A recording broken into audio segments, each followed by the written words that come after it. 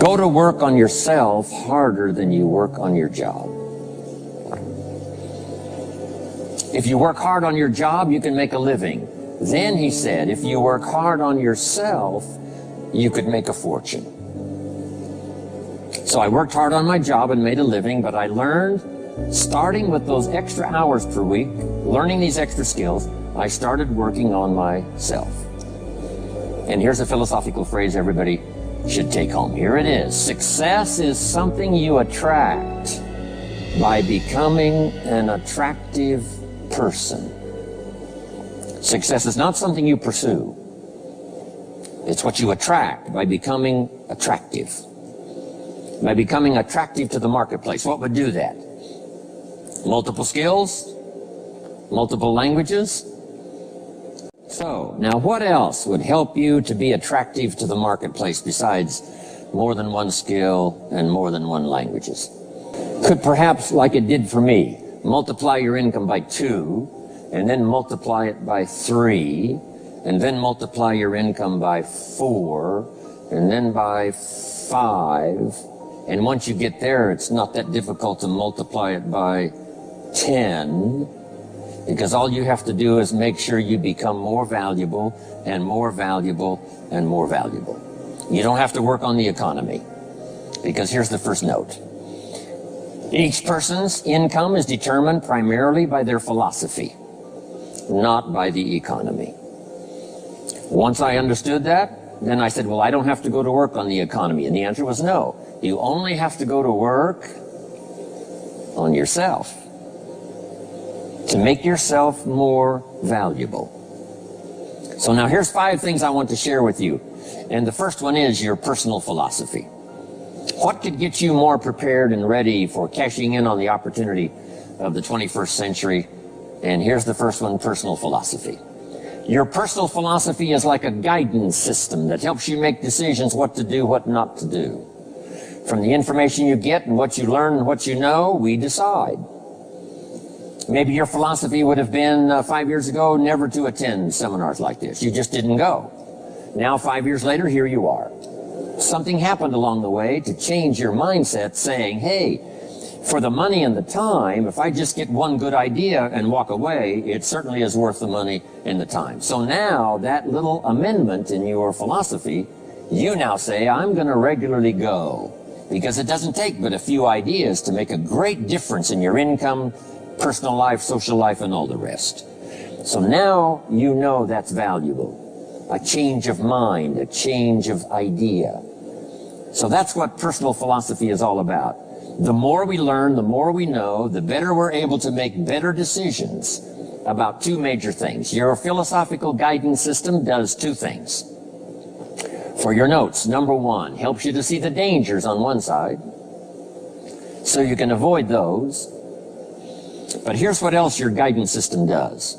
Personal philosophy helps you to see the opportunities on the other side, so that you can expand those, maximize those. And here's what that's called. The game of life is to minimize the dangers and maximize the opportunities. And the more we know and the more we learn, the more experience we gather in sessions like this, from the sermon on Sunday morning to the books we read and all the rest, helps us to keep continually adjusting our philosophical guidance system so that we minimize more dangers, maximize more opportunities. That's really the game of life. I couldn't put it much more simply. So number 1, we're affected by what we know. Now, how do we know more things and learn more things that'll help us readjust our thinking so we can avoid the dangers, maximize the opportunities? Here's number 1, learn from personal experience. One way to learn to do something right is what? First do it wrong, right? Mess up, and then you say, wow, that was costly. I'm never going to do that again. So one way to learn to do it right, first do it wrong. Sometimes a negative experience turns out finally to be positive. They say if you survive your first heart attack, you may now live to be a very old person. Why is that? Well, that first heart attack, if you survived it, is called a wake-up call.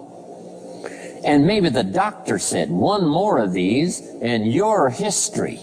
And you said, wow. And you make it for the health food store. And you start reading every book you can find on good nutrition, how to avoid another one of these heart attacks. And you start jogging and start walking and doing all of the stuff. And this total change of lifestyle could now save your life and cause you to live to be a very old person. Here's what my mentor said, that's some of the best advice I ever got. He said, Mr. Rohn, if you will change, everything will change for you. If you'll start making personal changes, your income will change, your health will change, your future will change, everything will change, if you're willing to start making the changes. So sometimes a negative experience now causes us to really make a sudden shift in our philosophical guidance system that says, hey, I'm never going to let this happen to me again. Fantastic. Now here's the next way to learn, and that is to learn from other people's experiences, whether they are negative or positive. It's too bad failures don't give seminars like this. Wouldn't that be good information? Now, we don't want to pay them, so they don't lecture, but their information would be valuable. If you know a guy that's messed up his life for 40 years, you have to say, John, would you spend a day with me? And I will bring my notebook and take good notes. A good-looking guy like you, beautiful family, every reason to do well, threw it all away. Teach me how for the last 40 years you messed it all up. And he tells you, and you take good notes. Learning from the negative side of someone's experience. If somebody tells me these eggs are rotten, I'm not going to make an omelet and try it, right? I'm just going to take their advice and their know-how. So, learn number one from your own experiences, learn number two from other people's experiences. And my mentor taught me to always keep a journal. Here's what he said, don't trust your memory. If you want to live a dynamic life, multiplying your income, multiplying your future, be a good student. If a good idea comes your way, write it down, then ponder it, then perhaps go do it. Okay. Now, your philosophy comes from what you learn, comes from what you know, comes from other people's experiences. 3 ways now to learn from other people. Here's number one, learn from what you see. One of the great watchwords of these early years of the 21st century, pay attention. If you just watch, you can pick up clues. Success leaves clues. And if you'll be a better observer of the winners and the losers, those that are doing well and those that are falling behind, and just take mental notes and good notes and say, I'm going to adjust what I'm doing based on what I see. Here's number two. We learn so much from other people based on what we hear. Here's good advice on that. Be a selective listener. Listen to voices of value that have experience, ideas, reputation, something valuable to share. Now here's number three. Read all the books. Now there's millions of books, so you can't read all the books. But make this note. Read all the books you need to read to make you as wealthy as you want to be, as healthy as you want to be, as prosperous, as productive, as unique a human being as you want to be. Read all of those books. Don't leave those books go unread. My mentor got me started on my library when I was 25. I got one of the best. If you saw my library, you would be impressed. I haven't read everything in it, but I feel smarter just walking in it, right? My library. I was smart enough to buy it all. Now I got to be smart enough to read it all. Now jot this down. When you do read, you have to sort through what you read and decide which is valuable to try. That's part of the process of learning. Gathering information and sorting through it. One, the information that would apply to you, and what you think would be valuable based on your current philosophical opinion. So read all the books. Our lives are greatly affected by what we learn and what we know. For every disciplined effort, a multiple reward. For every disciplined effort, a multiple reward. What a concept. If you render unique service, your reward will be multiplied. If you're fair and honest and patient with others, your reward will be multiplied.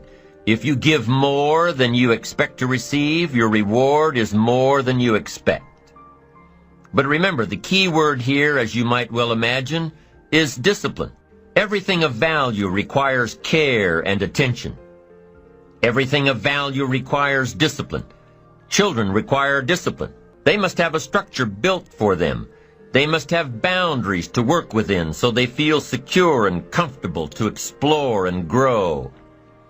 They must learn to recognize what's right and what's wrong, what's acceptable behavior, what's not acceptable. Children require unwavering discipline, consistent discipline, or they'll be confused as to how they're supposed to behave. Likewise, our thoughts require discipline. We must set up our inner boundaries, our codes of conduct, or our thoughts will be confused. And with confused thoughts, we'll end up being confused, hopelessly lost in the maze of life. And confused thoughts produce confused results. Look around you at this very moment in time. What might you be doing that needs attention? Perhaps you're listening to this program as you drive along in traffic, blowing your horn at someone ahead of you who isn't driving at the speed you'd like to. Perhaps you're listening alone because you've had a disagreement with someone you love or someone who loves you, and your anger won't allow you to speak to that person. Wouldn't this be an ideal time to examine your need for a new discipline? Perhaps you're on the brink of giving up or starting over or starting out, and the only missing ingredient to your incredible success story in the future is a new and self-imposed discipline that will make you stay longer and try harder and work more intensely than you ever thought you possibly could. The most valuable form of discipline is the one that you impose on yourself. Don't wait for things to deteriorate so drastically that someone else must impose discipline into your life. Wouldn't that be tragic? How could you possibly explain the fact that someone else thought more of you than you thought of yourself? That they forced you to get up early and get out into the marketplace when you would have been content to let success go to someone else who cared more about themselves. Your life, my life, the life of each one of us is going to serve as either a warning or an example. A warning of the consequences of neglect, self-pity, lack of direction and ambition, or an example of talent put to use. Can too much discipline be a bad thing? Can you possibly be too disciplined? Too much of anything is a bad thing. Life without balance results in an unbalanced life. Walking around the block every day is good. Walking or running 6 hours a day is bad. It's obsessive. Unless, of course, you make your living as a marathon runner. Then you're doing your job. Eating an apple a day is good. Eating only apples is bad. You won't get all the protein and vitamins and nutrients your body needs. Working hard, burning the midnight oil, doing it until is good. Working nonstop, never taking a vacation, never having any fun, never spending quality time with the people you love, working day after day, month after month, never taking a break year after year, is bad. If you've got your nose to the grindstone all the time, how are you ever going to spot new opportunities, consider new ideas? It doesn't work that way. You've got to stop and ponder where you've been and where you're going.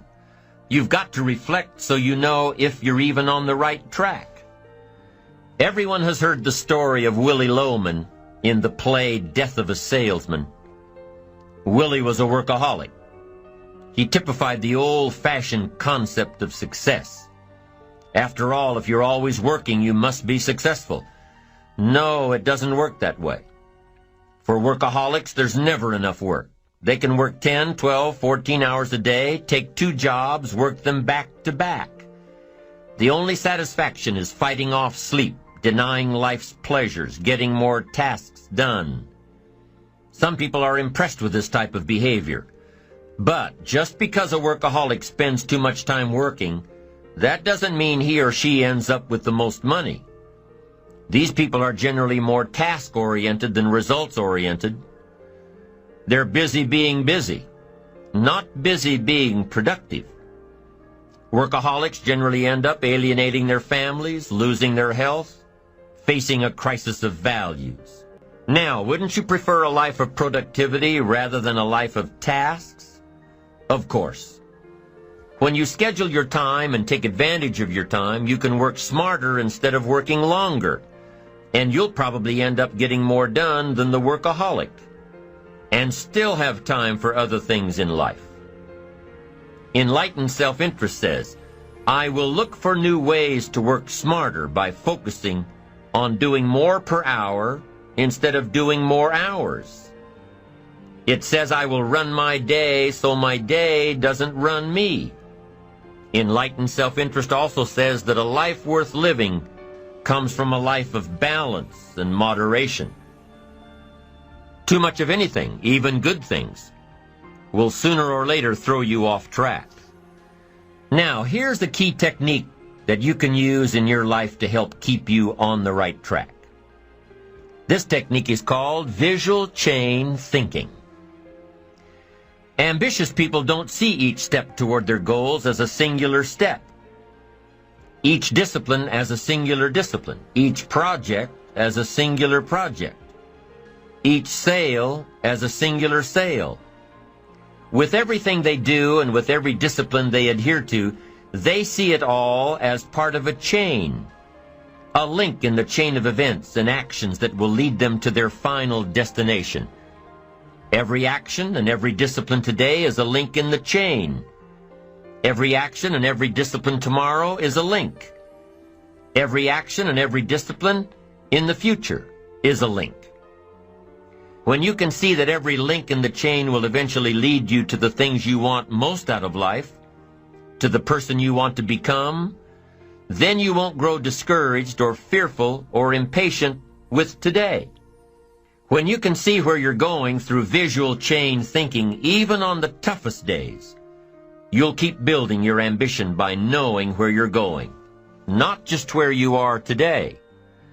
Part of this visual chain thinking is built when you decide on your direction, when you can see where you're going to end up before you get there, when you can see California while staring at the east side of a 14,000-foot mountain. And building your visual chain of thought begins when you have well-defined plans for your career, your family activities, your investments, and your health. Your plans and goals are your visual chain, knowing where you're going before you get there. Develop a plan, a game plan. It's ironic how we all understand the importance of mapping out a strategy for a football game or a basketball game. Not one professional team in the world begins a game without a complete strategy. But few of us take the time to map out a strategy for our lives, a game plan. But it's important. Here's the first rule for your game plan of life. Don't start your day until you have it finished. Don't begin your activities of the day until you know exactly what you plan to accomplish. Don't start your day until you have it planned, and do this every day.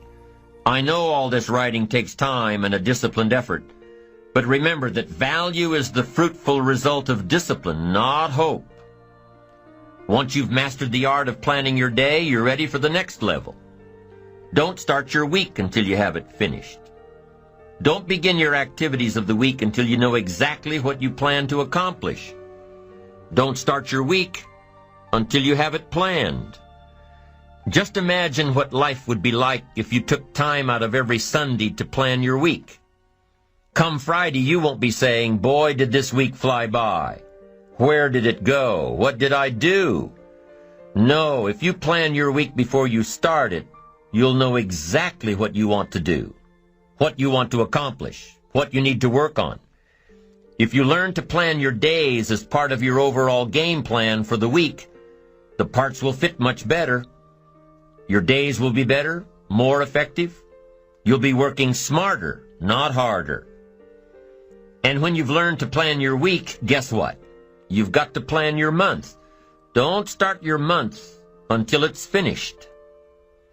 By developing a game plan for your days, your weeks, your months, by developing and following your game plan, your days and weeks and months all become part of a bigger plan, a bigger design, a long-term view of your life, a visual chain.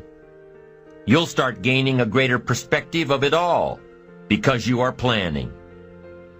It takes great discipline on your part, but it will soon lead to a new habit, a habit of mastering your time, a habit of discipline that will lead you to the good life. First of all, let's define worry. There are many ways we could describe it. Worry is fear painting pictures in your mind. And if you watch that mental movie too long, you get a false picture of how things really are. Worry is a mental broadcasting station, and more often than not, it is false or at least distorted propaganda. Worry has that sneaky way of stopping short of giving you all the facts. Worry is often the trickery of mentally filtered facts on the negative side and the bold declaration that these are all the facts. Worry has the mental audacity to suggest that the elevator only runs one way, down. Many times worry is a 5-alarm bell for a wastebasket fire. And worry is a depletion of constructive emotion. It's wasted mental energy. It's like letting the starter run the battery down when the car won't start. And worry is most often a lack of all the facts, a lack of full understanding, a lack of total information, and an unpreparedness of ability, knowledge, talent, courage, faith, and all the other virtues. That should give us a better definition of worry, and remember, left unchecked, it can become like a mad dog loose in the house, and the sorrow and pain and regret is too large a price to pay not to do something about it, and to do it now. You see, if you contemplated the total sum of human suffering long enough, it would drive you mad. You must understand how life is. Human suffering, man's inhumanity to man, war, disease, poverty. But it must be in what I call its rightful ratio of your mental and emotional time. So much for what worry is.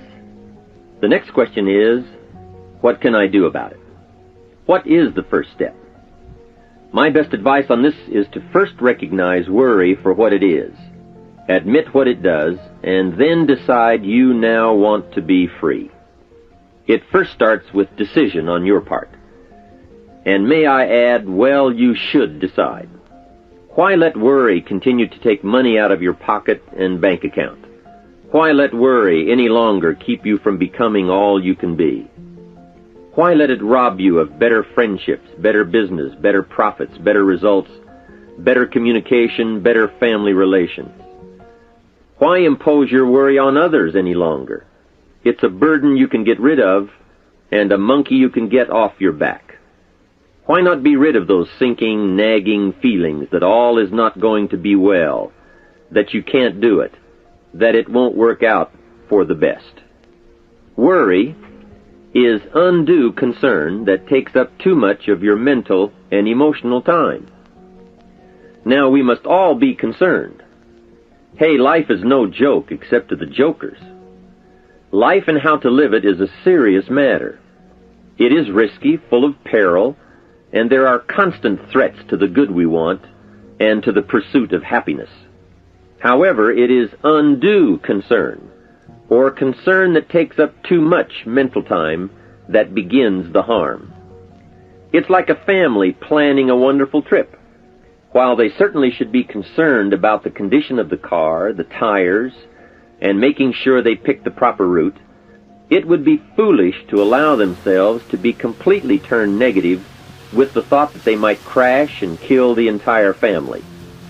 If that were the case, even if they went, the entire trip would be turned into one nightmare of fear with the specter of chaos looming around every curve, rather than enjoying the wonderful trip they had planned for themselves and their family. A lot of people do that with their entire life. So, start to make these declarations. And if you mean it, they will start you on your way to confidence and adventure, free of the worry habit. Say first, I've had it with worry. I'm tired of being beaten down and hassled with all those negative mental pictures.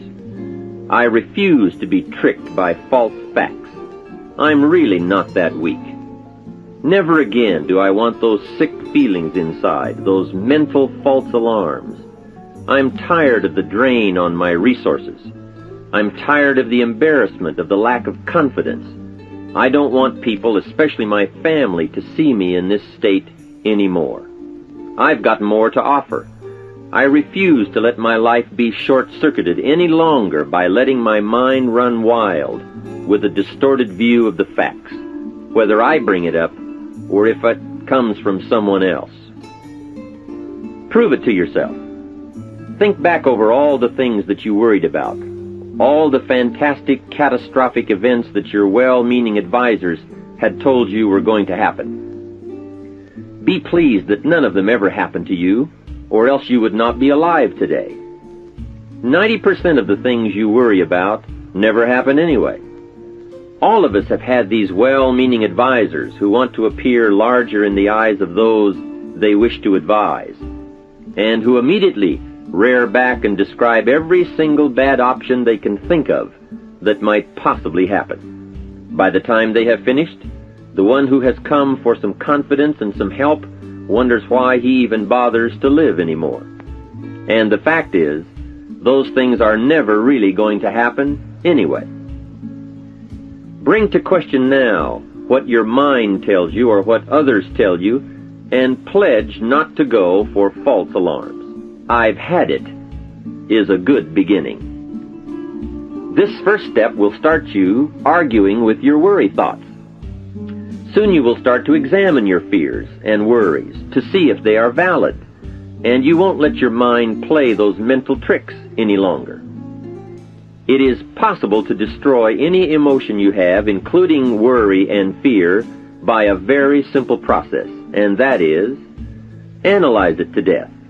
Drag it out on the table and look at it. Weigh it against all of your past experiences.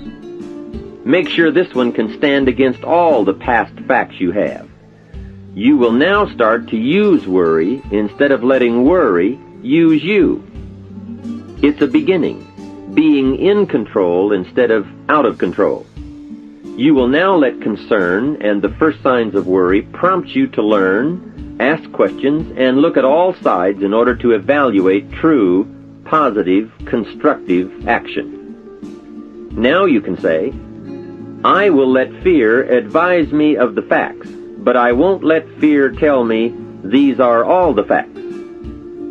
Nor will I let fear determine my reaction to the facts. I will gladly take up the war of faith over doubt, reason over fear, and positive expectation over worry. So talk to yourself right now into a change of attitude. Be persuasive. Go all out. Show yourself the hell if you don't, and the good life of answers and progress if you do. Say to yourself, what a fantastic feeling it must be to stop the panic drain on my mental energy, emotion, and physical strength. Imagine putting all that saved energy and emotion and strength into my action plans for the good life. Hey, accept the challenge. Believe your beliefs, doubt your doubts, stay on the campaign to give worry a bad time. Like being your own conscientious judge, say, I've had it with the presentation of a one-sided story. I sustain the objection that worry has failed to bring out all the facts. I despise these mental courtroom maneuvers that try to belittle my client, me. I demand the whole truth, and if worry will not be silent, I may cite him for contempt of the court of reason. Call up that scene often when worry wants to hassle you with the same old tricks and the same old results. It will work every time. Okay, let's move on to some really positive steps. If you can survive all that has happened to you up to this moment in your life, in spite of doing and thinking many of the wrong things, imagine how you can succeed by now starting to do some of the right things. First, the best answer to worry is confidence, and confidence starts first with awareness. Here is one of the most important lessons in life to learn. Life and business is like the changing seasons, and the real challenge of life is to learn how to handle the winter and take advantage of the spring. In short, that's it.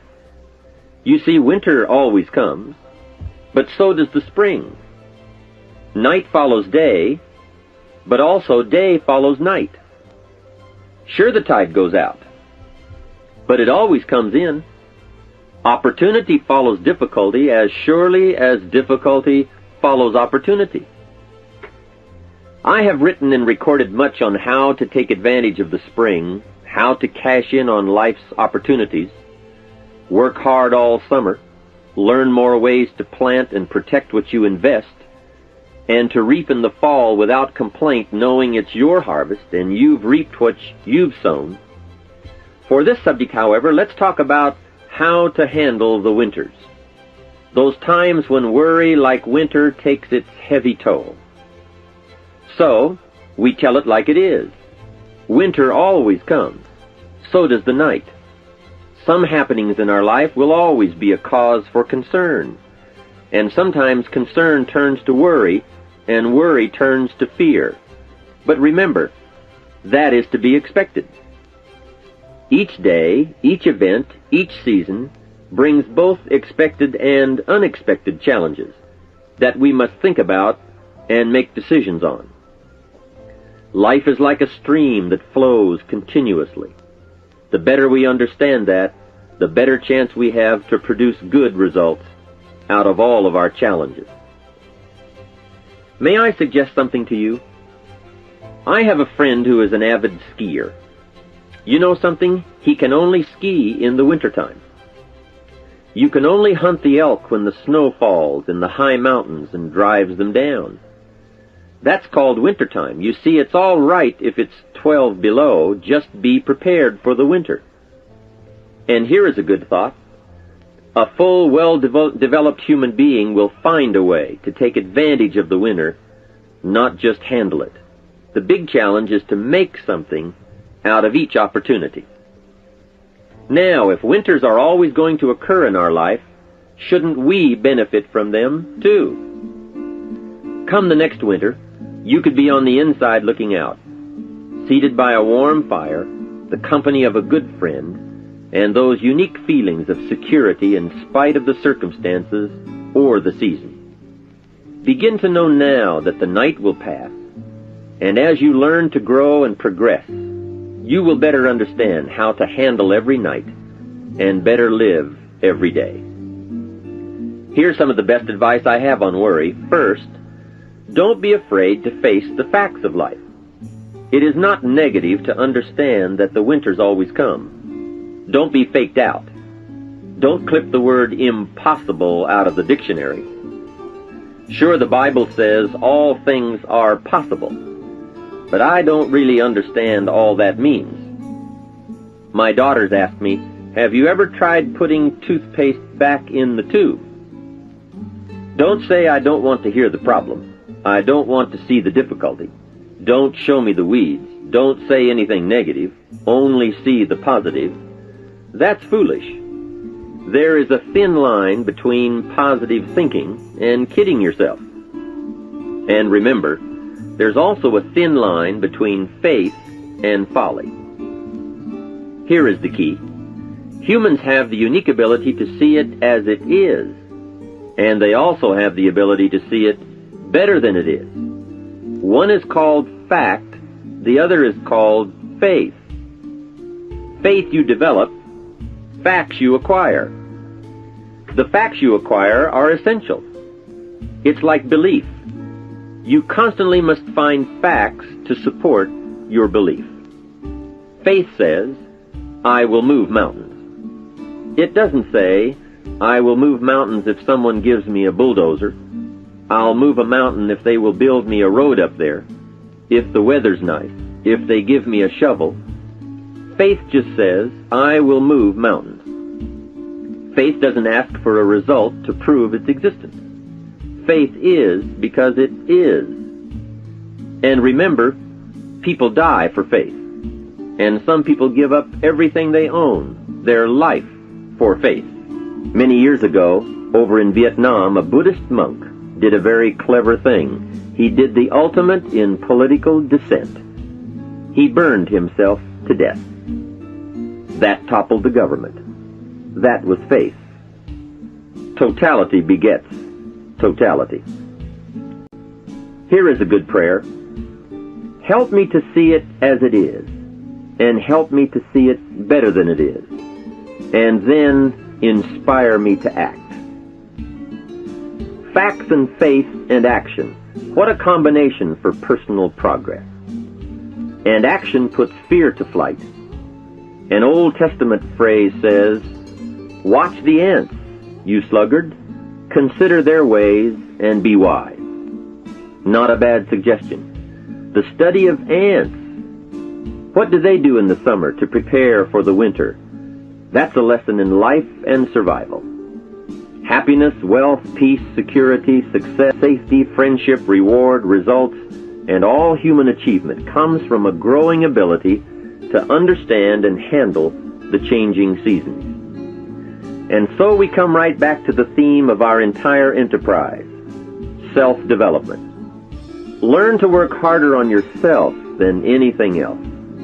The key to all success in economics or mental health is self-development. It will all change for the better when you change for the better. It's what you become that really counts. And you are the only variable. So a good statement is, you can't be all positive. You can't be all confident. You can't be all faith. But confidence and faith and courage and inspiration can dominate worry and fear. Physical and emotional forces are always at work, and something will win and conquer.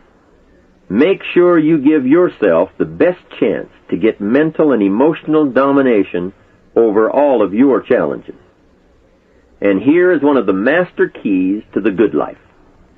Developing the intelligence and accepting the challenge of putting all of your emotional experience into their rightful ratio. Beginning this progress can bring about the most dramatic changes. You see, disappointment is like winter. It always comes. It is foolish to say, don't be disappointed. But you must learn to discipline your disappointment. If it dominates 51% of your time, you're in trouble. Continued heavy disappointment is like 12 months of winter. And 12 months of winter leaves very little alive. Use the guidelines of seasons to adjust to all the meaningful things that happen to you. So concern, fear, and disappointment, like many human emotions, serve a useful purpose as long as they are kept in their rightful ratio. Left unattended, the weeds take over. Disappointment rules. Worry breaks loose. Fear gets the upper hand, and doubt moves in. But managed, worked, given human action with will and knowledge and purpose, and gardens overcome weeds. Faith overcomes doubt, and confidence pushes worry into a small place. The second major key to mastering worry is to respond. Build up inside of you that heavy desire to be free, to get on with building your life and lifestyle. Too much is waiting to delay. Take a new look at your opportunities. Figure out new ways to seize them immediately and make them work for you. And here is a key. Bring a new dedication that you will master yourself with enough discipline to be more than qualified to do the present job and prepare yourself for the next move up. Expose yourself to every stimulation possible that will put all this in perspective. Now let's move on to a very important point, and that is the best answer to worry is confidence. First, self-confidence. I can better handle next week. I now know how to take advantage of the spring. I'm going to plant better crops and bigger crops. I can last through the summer. I won't quit this time. I'll study weeds and how to get rid of them. I'll be less frightened of the changing weather and the quick storms. In the fall, I will exercise more care and reap what I have without complaint and blame nothing for the amount of my harvest. I'll learn to save a fair portion so that I can survive the bad seasons when out of control the hailstorm comes and it all goes wrong. Now we must consider this. The most fatal deterrent to self-confidence is guilt. Not doing all you know how to do to the full extent of your present ability weakens the foundation for confidence. The biggest part of worry comes from the lack of this personal confidence. And lack of confidence comes from two major things. First, no goals or plans. And second, no daily discipline to achieve. The inaction to cure or handle small tasks is what starts the guilt process. And that always tends to make you look at what's wrong and expect the worst. So listen to the voices of creative experience. Let nature, experience, wisdom, books, everything speak to you and teach you. Remember, both opportunity and challenge await action. Everything yields to diligence. Here's the next one. Look around. You might have overlooked some people that need to be recognized. You might have overlooked some talent that you could be using to help in the training and conduct meetings. Don't miss some of the gifts that are close by you. Look around and say, who's doing a good job that maybe I've missed this last year? Look around and see if there aren't some people who need to be lifted up, who need your inspiration, who need your presence, who need your time. Here's the next one. Look down to the work. Look down to the soil that's ready for the seeds of opportunity that you will share by your voice and your invitation and your language and your meetings, your presentation.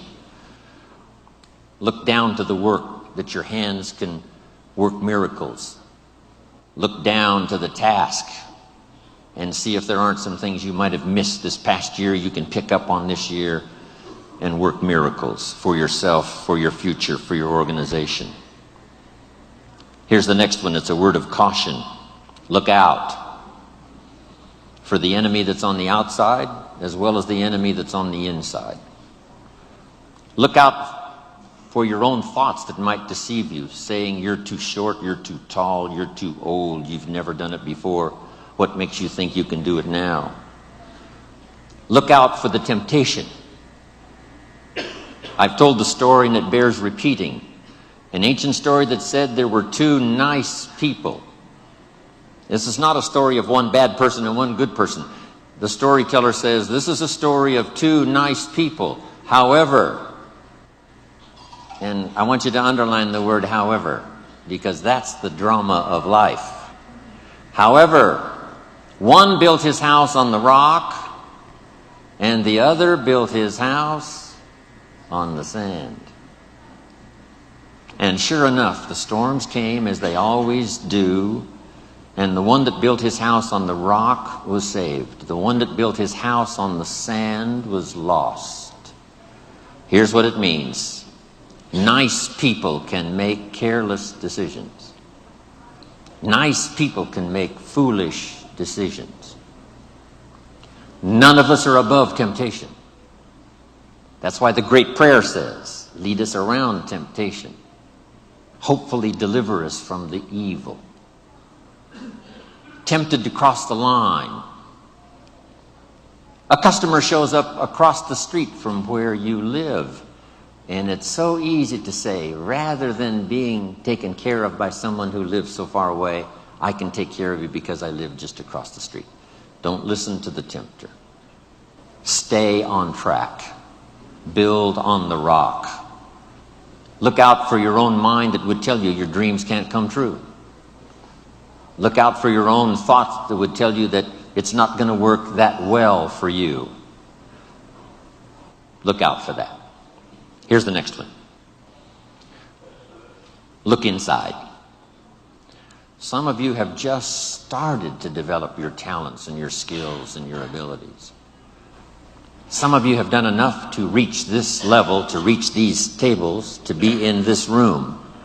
But I promise you, if you go home and take another look inside, here's the question to ask. What else could I develop of my mind and my spirit and my talents and my ability that would make me more valuable to myself, to my family, to my organization? What else could I do? How far could I reach inside for something I haven't found yet? Here's the next one. Look up to the God that made us all, to a higher power that's still within reach. Draw on that spiritual part of human existence and human life. It'll work miracles. Once in a while I get a letter. Guess what it says? Dear Mr. Rohn, while you travel the world, please remember, we pray for you. I thought, wow.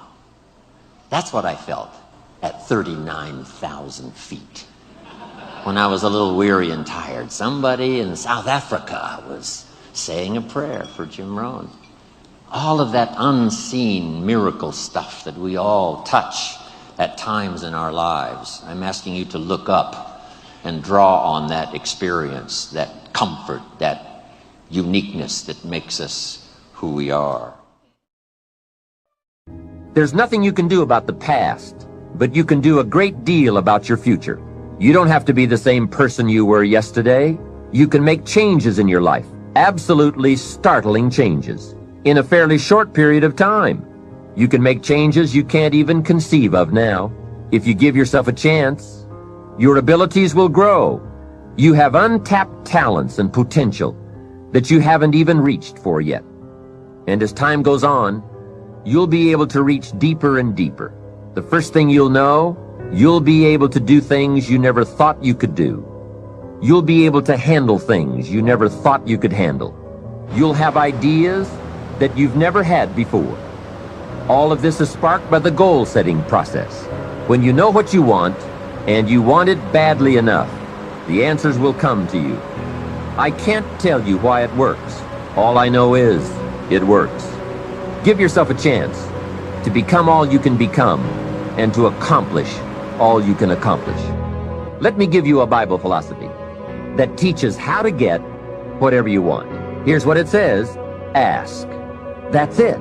Ask. Of all the important skills to learn in life, be sure to include the skill of asking. What does ask mean? Ask means, what do you want? And the complete formula is staggering. It says ask, and you will receive. Hey, we ought to look into that. The man says, yes, but you work where I work. By the time you struggle home, it's late. You've got to get a bite to eat, watch a little TV, and get to bed. You can't sit up half the night and ask. And this guy is behind on his bills. He's a good worker, hard worker, sincere, but you've got to do better than work hard and be sincere all of your life. You'll wind up broke and embarrassed. You've got to be better than a good worker. You've got to be a good asker. Let me give you some key points on this asking and receiving, setting goals, asking of life. Here's part of the philosophy that helped me to change. First, asking starts the receiving process. Asking is like pushing a button, and all this machinery starts working, mental and emotional machinery. I don't even know how it works, but I do know it works. There are a lot of things you don't need to know how they work. Just work them. Some people are always studying the roots. Others are picking the fruit. It all depends on what end of it you want in on. So asking is the beginning of receiving. Second, Receiving is not the problem. You don't have to work on receiving. It's automatic. So if receiving is not the problem, what is the problem? It's failing to ask. The man says, I see it now. I got up every day this year and hit it hard, but nowhere in my house is there a list of what I want from my life. Can you see? Good worker, poor asker. Third, receiving is like the ocean. There's plenty, especially in this country. It's like an ocean here. Here, success is not in short supply. It isn't rationed, so that when you step up to the window, it's all gone. No, no. Well, if that's true, what is the problem? Well, the problem is some people go to the ocean with a teaspoon. Have you got the picture? A teaspoon. What I suggest you do in view of the size of the ocean is trade your teaspoon for at least a bucket. And you will look better at the ocean with a bucket. Kids won't make fun of you. Now, here's something else to remember about asking. There are two ways to ask. One is ask with intelligence. It didn't say ask intelligently, but I'm sure it meant that. Don't mumble. You won't get anything by mumbling. Be clear, be specific. Intelligent asking means how high, how long, how much, when, what size, what model, what color. Describe what you want. Define it. Remember, well-defined goals are like magnets. The better you define them, the stronger they pull.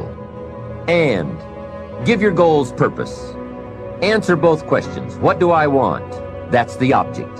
And the second question, what for? That's purpose. Purpose is stronger than object. What you want is powerful and it will pull. But what you want it for is more powerful. Here's the second way to ask. Ask with faith. Faith is the childish part. It means believe you can get what you want like a child, not an adult. Many adults are too skeptical. They've lost that wonderful childlike faith and trust. Don't let that happen to you. Believe in, have faith in yourself and your goals. And get excited like a child. Childlike enthusiasm. Nothing can beat it. Kids think they can do anything. How exciting. They hate to go to bed at night and can't wait to get up in the morning. Develop that kind of enthusiasm toward your life and your goals. And be curious like a child. Kids can ask 1,000 questions. Just when you think they're finished, they come up with 1,000 more. They'll drive you to the brink. But it's really a virtue. Have plenty of curiosity. Ask questions. That's how you learn.